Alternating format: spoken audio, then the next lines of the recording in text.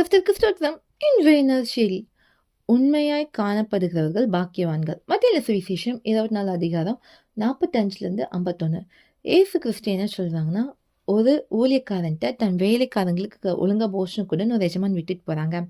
அப்போ அந்த ஊழியக்காரன் அப்படியே எஜமான் சொன்னபடியே அந்த வேலைக்காரங்கள பார்த்து எல்லாமே நடக்கும்போது, அந்த ஊழியக்காரன் பாக்கியவான் அப்படின்னு ஏசப்பா சொல்றாங்க. அது இல்லாம தன் உடன் வேலைக்காரை அழிக்கத் தொடங்கி வெறியொரு புசிக்கவும் குடிக்கவும் ஈடுபட்டானா, அந்த ஊழியக்காரன் என்ன நாள்ல எஜமான் வந்து அவன கடினமா தண்டித்து மாயக்காரரோட அவனுக்கு பங்கு நியமிப்பான்னு ஏசப்பா சொன்னாங்க. இன்னைக்கு ஏசப்பா நம்ம கூட பேசிட்டு இருக்காங்க. ஏசப்பா என்ன நாள்ல வருவான்னு தெரியாது. ஆனா நம்மளுக்குன்னு சில பொறுப்புகள குடுத்துருக்காங்க. நம்மளுக்குன்னு ஒரு அழகான குடும்பத்த குடுத்துருக்காங்க. நல்ல ஃப்ரெண்ட்ஸ குடுத்துருக்காங்க. நல்ல தேசத்த குடுத்துருக்காங்க.